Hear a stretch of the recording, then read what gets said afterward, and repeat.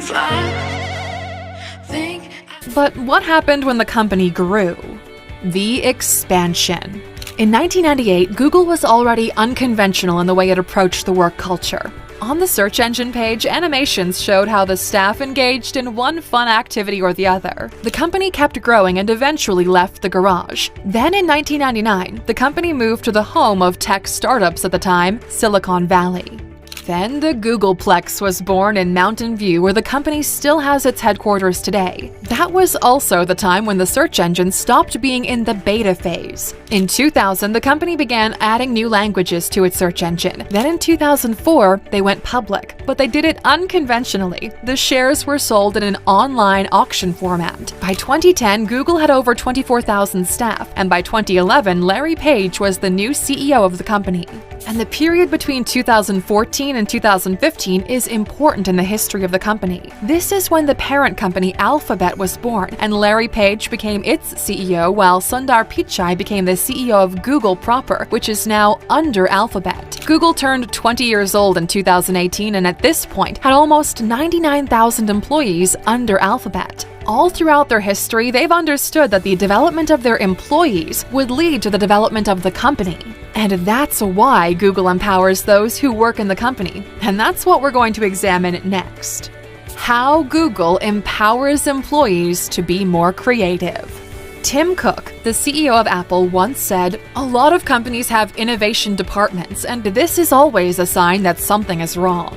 What he meant by that was that creativity should be the business of every employee and not just a precious few, and that is something Google took seriously from the beginning. So, how does Google empower its employees to be more creative? 1. Creating the time.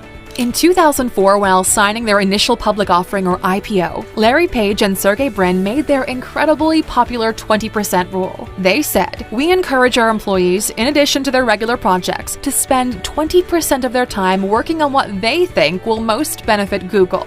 This empowers them to be more creative and innovative. Many of our significant advances have happened in this manner. Giving employees the time to learn new skills and find ways to use them on their own will make them more creative. The first place this creativity will show will be in your organization. For Google, this was reflected in the development of AdSense and Google News, both popular products of the company that were born thanks to this 20% rule. Free time to learn is important, like the freedom of expression in a work environment. And this brings us to the next thing Google does. 2. Giving autonomy.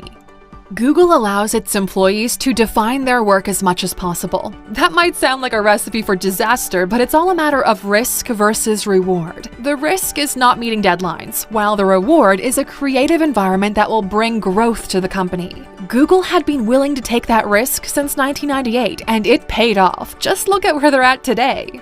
Employees are allowed to plan out things like the order of their tasks and their approach to solutions. In recent times, they've even been allowed to choose if they want to come to the office or work from home. Google understands it's not enough to set a goal and train people to achieve that goal. The work itself must be designed in a way that's efficient and realistic, but also flexible. What brings efficiency varies from employee to employee, and that's why a form of autonomy and experimentation has to be given so the best paths of success can be discovered. As a leader at work, you might have an idea of the way you want a certain project done. However, those who are actually doing the project might have a better way to achieve the same goals, thanks to their different perspectives. Without giving the workers some autonomy, you wouldn't discover what would work best. And that might just be the next item on our list. 3. Encouraging specialization. We all know the saying, "Jack of all trades, master of none."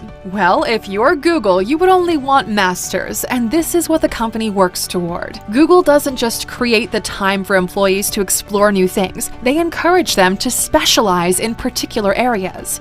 The time spent learning 10 different things might be better used mastering one thing to its limit. This leads to the perfection of skills that enhance creativity. The more you know, the more you can create. The specialization of Google employees has led to a bunch of masters, making the company overall a jack of all trades and a master of all.